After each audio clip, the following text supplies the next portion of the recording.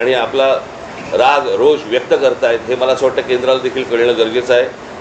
आणि त्याच्यासाठी म्हणून आम्ही येत्या 26 तारखेला रविवारी येत्या 26 तारखेला आम्ही हा मोर्चा आम्ही काढत आहोत. हा मोर्चा निघेल शिवाजी पार्क शिवतीर्थावरून हा निघेल आणि हा मोर्चा जाईल सिद्धिविनायकाच्या इकडे. तिथे जाऊन आम्ही देवाला साकडं घालणार आहोत की या सरकारला सुबुद्धी देव, आणि याच्यासाठी म्हणून तिकडे आम्ही त्याची सांगता करणार आहोत. आणि हा आत्ताचा आमचा कार्यक्रम आहे. मला असं वाटतं पुढे मी कालच दिल्लीला जाऊन आलो. माझ्या आधी अमित पण जाऊन आला. आपल्या माध्यमातून ही दृश्य संपूर्ण जग पाहत आहे. एक गोष्ट नक्की की हा विषय केवळ नीटच्या परीक्षेपुरता मर्यादित नाही आहे. कारण ज्या वेळेला मी गेलो, माझ्यासोबत संजय राऊत होते, अनिल देसाई, अरविंद सावंत ही सुद्धा मंडळी होती, खासदार होते. आणि त्या गर्दीमध्ये एक व्यक्ती राजा तिकडे संजयला असं भेटलं की त्यांनी विचारलं की आप कहाँ से आए हो. संजयने विचारलं. ते बोले मैं बिहार से आए हूँ लेकिन मैं हूँ तो मध्य प्रदेश का. तर तो काही विद्यार्थी वाटत नव्हता, पण मध्यमवयीन तरुण होता. तर त्याला विचारलं आप क्यों आए हैं. तर त्यांनी सांगितलं की माझा व्यवसाय नीट चाललेला होता, माझी रोटी व्यवस्थित चालू होती, पण नोटबंदीच्या वेळेला माझी पूर्ण उद्योगधंदा रोजीरोटी उद्ध्वस्त झाली आणि तो राग व्यक्त करायला मी आलेलो आहे. म्हणजे हे काही एक निमित्त झाले असं म्हणा पाहिजे तर, परंतु हा गेल्या काही वर्षातला राग हा आता उफाळून वरती आलेला आहे. दुर्दैवाने आज मी वृत्तपत्रात वाचलं आणि कालच आपल्या माध्यमातून मी बघितलं की न्यायमूर्तींना किंवा न्यायालयाला या प्रकरणाकडे लक्ष द्यायला वेळ नाही असं ते म्हणाले. आता विषय असा झालेला आहे की दिल्लीमध्ये मलासुद्धा तिथल्या काही मुली भेटल्या आणि त्या संतप्त होत्या.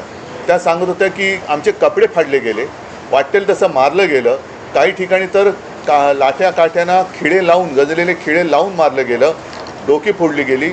आणि काल एक व्यक्ती जी महिला म्हणजे मुलगी जी अत्यवस्थ होती, मला कल्पना नाही, आता तिचं येता वाचलं की आता आहे की नाही मला माहिती नाही आहे. तर एक एक असे अत्याचार वाढत चाललेले आहेत. न्यायालयाला कबूतरं, कुत्रे यांच्याकडे लक्ष द्यायला वेळ आहे, पण कॉक्रोचकडे लक्ष द्यायला वेळ नाही. हे दुर्भाग्य आहे. आणि देशाची परिस्थिती आता अशी झाली का, आणि न्यायालयाची परिस्थितीसुद्धा अशी धृतराष्ट्रासारखी झाली का. म्हणजे द्रौपदीने धृतराष्ट्राकडे न्याय मागण्यासारखं झालेलं आहे. आता मधल्या काळामध्ये चंद्रचूड यांनी न्यायालयाच्या न्यायदेवतेच्या डोळ्यावरची पट्टी काढली होती. ती न्यायदेवतेने परत पट्टी बांधली आहे का आणि कशासाठी बांधलेली आहे. हे एकूणच जे चाललेलं आहे हे सरकार आता कोणाला आपलं वाटते असं दिसत नाही आहे. कारण मी ज्या वेळेला तिथे पोचलो तेव्हा जसं आत्ता राज म्हणाला की आता विषय केवळ धर्मेंद्र प्रधान यांच्या राजीनाम्यापुरता नाही, तर ह्या मुलांना, या विद्यार्थ्यांना आता हे सरकार नकोसं झालेलं आहे. हेच विद्यार्थी होते, हीच मुलं होती ज्यांनी अच्छे दिन याची अपेक्षा करत ह्या सरकारला निवडून आणलं होतं. पण हे सरकार निर्दयीपणाने वागते. पंतप्रधानांनी आज ते काय ट्विट केले, कारण म्हणजे त्यांनी जाऊन बोलायला काय हरकत नव्हती. म्हणजे याच्यामध्ये कमीपणा बाळगण्याचं काही कारण नाही आहे. आपली मुलं आहे, आपली जनता आहे, यांच्याबरोबर चर्चा करायला कमीपणा वाटण्याची गरज नाही आहे. पहिल्या दिवशी जर का सरकारने यांच्याबरोबर चर्चेचे दरवाजे उघडले असते किंवा पहिल्या दिवशी जर का यांना बोलवलं असतं तर ही इथपर्यंत वेळ वाढली नसती, एवढी हे आंदोलन ताणलं गेलं नसतं. लोकांना आज व्यक्त व्हायचं आहे.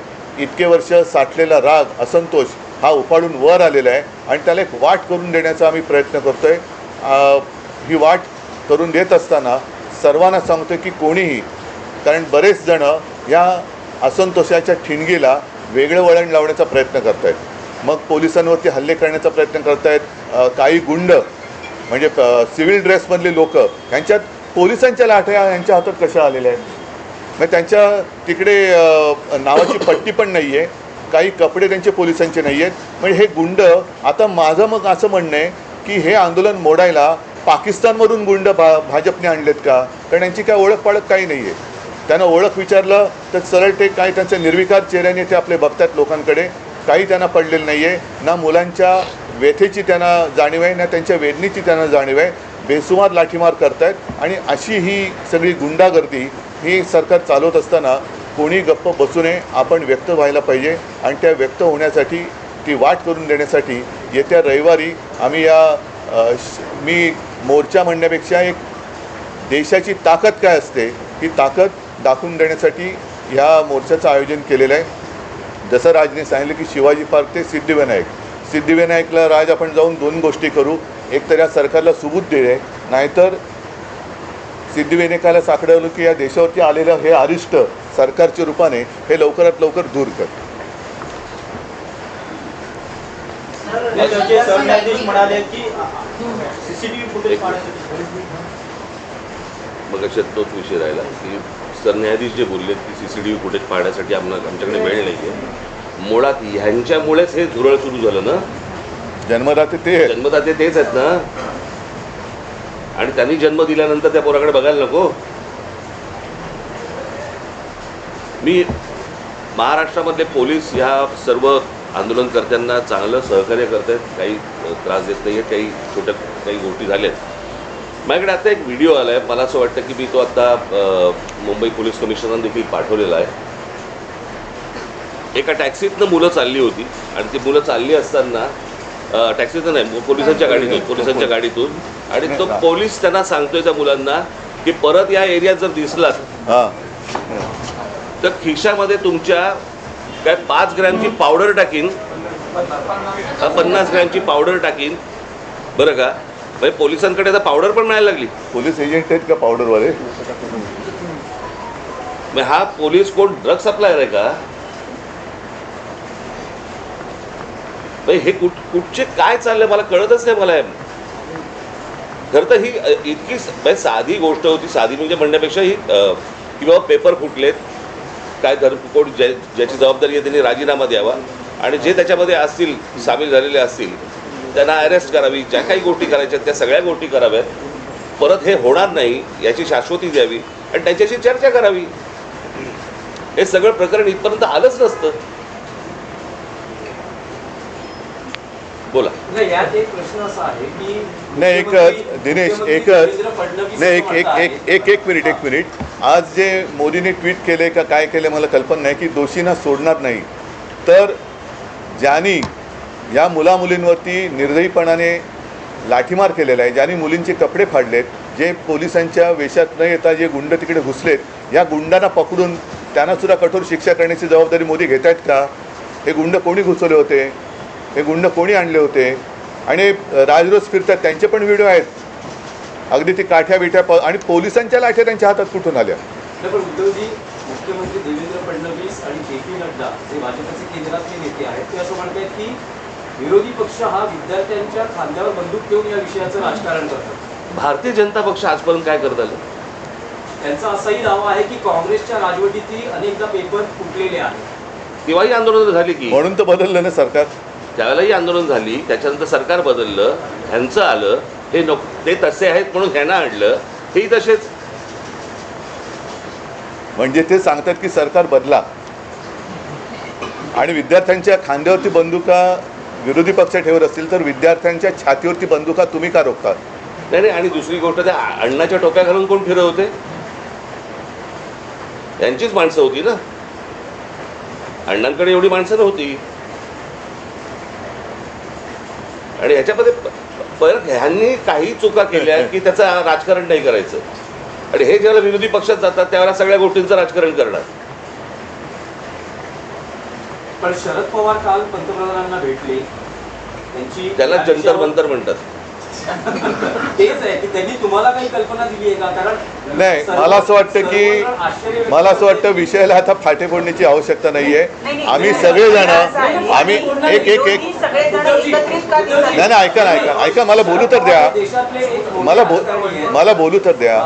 माझं म्हणणं काय आहे की जसं आज मी आणि राजा एकत्र आलेलोच आहोत, त्याच्या आधीसुद्धा मी सगळ्यांना आवाहन केलेलं आहे की ज्यांना देशाच्या भविष्याविषयी चिंता आहे. म्हणजे मी तिकडे गेल्यानंतर सगळे भाषिक तिकडे होते, सर्व धर्मीय तिकडे होते, हिंदू होते, मुसलमान होते, सगळे होते. आता ज्यांना देशाचं, कारण हा देश जर का आपला आहे तर देशाच्या भविष्याची ज्यांना चिंता आहे त्यांनी पंतप्रधानांना भेटून त्यांची एक चिंता व्यक्त केली असेल तर मला माहिती नाही. तर त्यांनी मुलांना भेटायचं, ते परवा तिकडे गेले होते. पंतप्रधानांनी आता मुलांना भेटण्याची गरज आहे. आणि नुसतंच असं जर का ढकलम गाडी चालणार असेल तर काय उपयोग नाही आहे. साहेब, नाही आता आपण जे म्हणालात आम्ही रविवारी मोर्चा जाहीर केलेला आहे, तर रविवारी जर का पवारसाहेब येत असतील, अगदी नरेंद्र मोदी येत असतील, देवेंद्र फडणवीस येत असतील, येऊन यात. म्हणजे विरोधी कशाला एक फक्त विषय आहे की तुम्ही मोर्चाचं रूट सांगितलं, पण वेळ काय आहे, किती वाजता मोर्चा? सकाळी 10ची जमायची वेळ आहे, साधारणपणे 11:30 पर्यंत, 11, 11:30 पर्यंत निघू. आंदोलन जाहीर झालेलं आहे. जंतर मंतरवर पोलीस आपल्याला पाहायला मिळतात आणि मुंबईत देखील अनेक विद्यार्थ्यांना पोलिसांनी गाडीतून नेऊन पोलीस स्टेशनला वगैरे नेले. आपण स्वतः काल विद्यार्थ्यांनी आंदोलन जाहीर झाल्यानंतर आपल्या अनेक कार्यकर्त्यांना नेत्यांना नोटीस जाऊ शकतात, विद्यार्थ्यांची धरपकड होऊ शकते. सवय आम्हाला, यासाठी सवय आम्हाला आमच्यात. नाही, इकडे आता कळेल आता म्हणून म्हटलं ना की विद्यार्थ्यांच्या बाजूने कोण आहे आणि विरोधात कोण आहे. आणि प्रश्न असा आहे ना की प्रश्न सोडवायचा आहे का चिघळवायचा आहे, हे मला असं वाटतं सरकारने बघावं. सर, आज वंचितनी महाराष्ट्र आणि देशबंदची हाक दिली आहे. 26 तारखेला तुम्ही आता मोर्चा काढणार आहात. प्रत्येक राजकीय पक्ष वेगवेगळ्या गोष्टी करण्यापेक्षा तुम्ही पहिली गोष्ट म्हणजे आता हे ते जाहीर करणारे आम्हाला माहीत नव्हतं, ज्यांनी स्वतंत्रपणे जाहीर केलं ही गोष्ट बरोबर आहे. आम्ही देखील जे काही ज्याला मोर्चा म्हणा किंवा काही म्हणा, ह्या सगळ्या गोष्टी करताना तिथे आमचे राजकीय पक्षाचे झेंडे नसणार, कळलं का. तिथे जर कुठचे झेंडे असतील तर ते फक्त तिरंगे असतील, देशाचा झेंडा असेल, बाकी कुठचेही राजकीय पक्षाचे झेंडे त्या सगळ्या अख्यामध्ये कुठेही नसणार. आणि आत्ता उद्धव सांगतात त्याप्रमाणे काँग्रेसशी देखील बोलणं चालू आहे, ते देखील सहभागी. काल माझं बोलणं झालं, राहुलजींशी पण झालं, मग सपकाळांचा फोन आला होता आणि त्यांनी पण सांगितलं की आपण एकत्रितपणाने या गोष्टी करू. आता हे आम्ही परवाच्या मोर्चाची घोषणा तर केलेली आहे, आता त्यांनासुद्धा आम्ही सांगतो सगळ्यांनीच, अगदी पवारसाहेबांना असेल आणि भारतीय जनता पक्षातल्यांनासुद्धा जे विद्यार्थ्यांचे खरे पालक आहेत, ज्यांना विद्यार्थ्यांबद्दल तरुणांबद्दल चिंता आहे, आणि असे अनेक भाजपची लोक आहेत की त्यांना आता असं वाटते की आपण भाजपचे समर्थक राहून गुन्हा केला, ते सगळेजण या मोर्चात सहभागी होऊ शकतात. आणि मला असं वाटतं एकच मिनटं, आणि मला असं वाटतं विद्यार्थ्यांबरोबर आवाहन करीन की पालकांनी देखील याच्यामध्ये सामील व्हावं. फोन केलं, फोनवर बोलू. नाही, एक तर काय झालं, मी तिकडे रात्री पोचलो त्यावेळेला त्यांचं आंदोलन नुकतंच संपलं होतं आणि त्यांना मला वाटतं ते कुठलं छत्रसाल स्टेडियम तिकडे नेलं होतं. मला जंतर मंतरवरती जायचं होतं कारण अभिजित आणि सगळेजण तिकडे वाट बघत होते. मी तिकडे गेल्यानंतर मग माझी काही भेट झाली नाही, पण काल सकाळी माझं फोनवरती बोलणं होतं. भविष्यामध्ये आपण जंतर मंतरवर विद्यार्थ्यांशी थेट संवाद जाण्यासाठी जाणार आहात? अरे मी आत्ताच गेलो असतो, माझी तब्येत बरी नव्हती. नाही, दुसरा मुद्दा काय माहिती आहे ना, जंतर मंतरवरती एक केंद्रबिंदू झालेला आहे, पण हे आता पूर्ण देशाची भावना आहे. म्हणून मी जे म्हटलं ना की एक राष्ट्र एक भावना, जो जिथे जिथे आहे तिथे त्यांनी या गोष्टीचा विरोध व्यक्त केला पाहिजे. सगळेजण काही जंतर मंतरवरती पोहोचू शकतात, जाऊ शकतात आणि जाण्याची गरज आहे असं मला वाटत नाही. आज ग्रामीण भागातसुद्धा आंदोलनं होत आहेत, राज्यातल्या आणि देशातल्या अनेक शहरांमध्ये ही आंदोलनं होत आहेत. विद्यार्थी झुंडीच्या झुंडीने बाहेर पडत आहेत. आणि कालच एक मी व्हिज्युअल बघितलं की एक तरुणी त्या पोलिसांच्या गाडीसमोर एकटी उभी राहिली होती, इथेच बाजूला.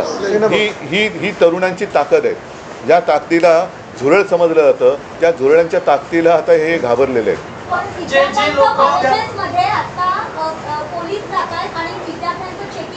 कुठे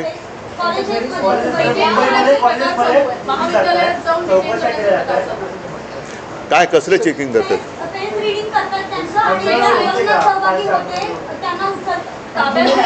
त्यांना काही तासासाठी डिटेन करतात आणि सोडतायत, कोणी घाबरत नाही. पण त्यांना काल पण आम्ही पाहिलं, काल मी आणि अमितच गेलेलो होते पोलीस. आता देश भीतीच्या पलीकडे गेलेला आहे. आणि कालसुद्धा मी तिथे ज्यांना भेटलो ना, एक तो तुमच्याच माध्यमातून बघितलं, तो एक मुलगा उभा आहे ना, मारो मारो मारो, तो नागपूरचा मुलगा आहे. तो भेटला मला, तो बोले काय करतील मारून मारून, काय करतील, आणि असं जगून तरी काय फायदा आहे. म्हणजे हे लोक आता त्या भीतीच्या पलीकडे गेलेत. त्याच्यामुळे चेकिंग, तुम्ही त्यांची मनं नाही ओळखली, शरीर किंवा कपडे चेक करून काय करणार, त्यांच्या मनात काय चालले ते ओळखा ना.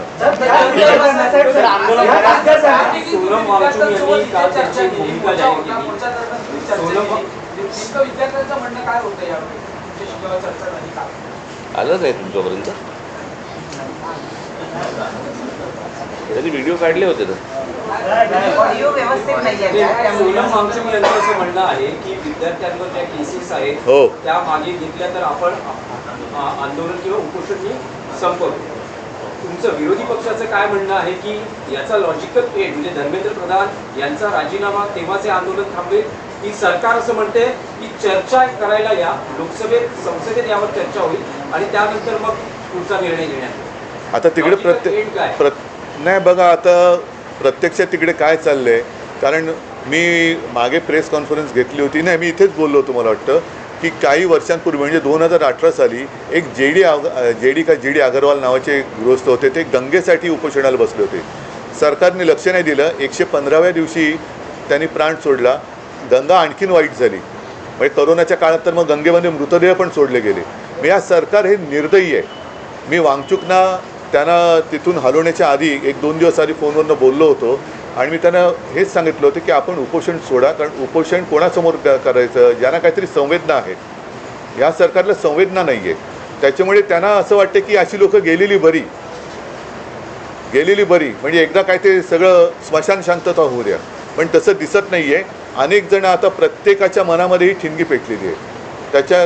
त्याच्यात तुमचा जो विषय आहे की धर्मेंद्र प्रधान, शेवटी मग जबाबदारी कोणाची आहे? जे जबाबदार आहेत त्यांना सोडणार नाही. मग धर्मेंद्र प्रधान पहिले जबाबदार आहेत, त्यांना का सोडत आहे? आणि धर्मेंद्र प्रधान पण कोणी एकेकाळी पेपर फुटीच्या विरुद्ध रस्त्यावर उतरले होते असं म्हणतात, जे आता विद्यार्थ्यांचं नशीब फोडत आहेत. तुम्हाला काय वाटतं की चर्चेतून सरकार म्हणते चर्चेला यातून मार्ग काढू, तुम्हाला असं वाटतं की चर्चेतून मार्ग हे सुरुवातीला करायला पाहिजे होतं ना. हीच गोष्ट उपोषणही झालं नसतं, लाठीचार्ज झाला नसता, मुलांनी मार नसता खाल्ला. काय झालंय, आता घराघरामध्ये हे सगळं पोहोचलेलं आहे आंदोलन. त्याच्यामुळे सरकार आत्ता बॅकफूटवरती गेलं आणि म्हणून आत्ता ते सांगतात की आमच्याशी चर्चा करायला या म्हणून. कळलं का? ज्यावेळेला त्या शेतकऱ्यांनी ज्यावेळेला पंजाबच्या शेतकऱ्यांनी, हरियाणाच्या शेतकऱ्यांनी ज्यावेळेला मोर्चा काढला होता, त्याला काय नाही बोलवलं, कारण तो प्रत्येक घरातला देशातला नव्हता विषय. आत्ता त्यांना अंदाज आला या सगळ्या गोष्टींचा, त्यांच्याकडे पण यंत्रणा आहेच त्यांच्याकडे, की अंदाज आला की हे घराघरात पोचलंय आणि घराघरात पेटलंय. म्हणून आता बोलतात की आमच्याशी चर्चा करायला या. मणिपूरच्या प्रकरणात, त्या शिखांच्या प्रकरणामध्ये काही ट्विट केल्याचं आढळलं का पंतप्रधानांनी? त्यांच्या लक्षात आलंय की हे आपल्या अंगलट आलेलं आहे आणि म्हणून ही आता सारवासारव सुरू आहे. आणि एकच आता एक मिनिट, तुम्ही जे आता सांगितलं ना, की आता घरोघरी जाऊन चेकिंग, कॉलेजमध्ये जाऊन चेकिंग, तर मी सरकारला आणि पोलिसांना एक नम्र विनंती करेन की तुम्ही आणखीन आग भडकवू नका. ही मुलं शांत आहेत, त्यांच्याशी नीट चर्चा करा. ही शांतता भंग करण्याचं काम पोलिसांनी आणि सरकारने करू नये. मुख्यमंत्र्यांना आजही शंका आहे, ते म्हणतात की अँटी सोशल एलिमेंट, असामाजिक. आम्हाला पण शंका आहे की आता सरकारमध्ये असे कोण परकीय शक्ती सामील झाल्यात का की या मुलांना, देशाच्या विद्यार्थ्यांना चिरडण्यासाठी? आणि मी तुम्हाला सांगतो, 26 तारखेला जर असे कोणी घुसवण्याचे प्रयत्न केले ना, फटकावून काढणार. कळलं का? शांततेने मोर्चा असेल, शांततेने ह्या सगळ्या गोष्टी होतील, याच्यामध्ये कुठचीही हुल्लडबाजी नसेल, काहीच गोष्टी नसतील. पण उद्या जर समजा दिल्लीसारखं इथे काही करायचा प्रयत्न गुंड घुसवले, इथे काही करायचा प्रयत्न केला, आमची लोक सोडणार नाहीत. सर, हे सगळे उद्याचे मतदार आहेत, हे सगळे ह्या सगळा आक्रोश जो आहे तुम्हाला वाटतं का मतपेटीतून दिसेल? कारण आधी आपण ते हा विषय मतपेटीचा नाही आहे. पहिली गोष्ट तुम्ही लक्षात घ्या, आत्ता हा विषय मतपेटीचा नाही आहे, हा विषय कुठच्या निवडणुकांचा नाही आहे, हा विषय आहे त्यांच्या न्यायाचा. कळलं का?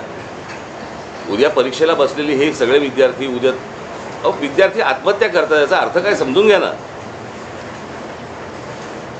इथे मतपेटीचा विषय येतो कुठे? पण ज्या प्रकारचा देशामध्ये सत्ता राबवली जाते त्याच्या विरुद्धचा राग हा मला असं वाटतं प्रत्येक राज्यांमधून बाहेर येतोय. ही सर्वात महत्त्वाची गोष्ट आहे.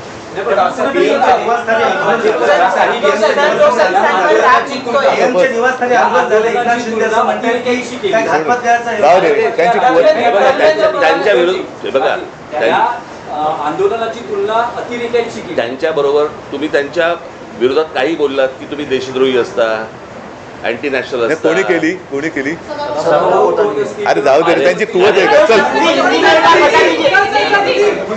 अभी हिंदी में ये दोनों बात करेंगे,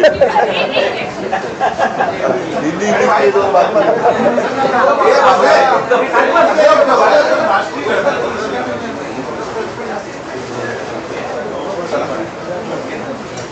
सामना है, क्या है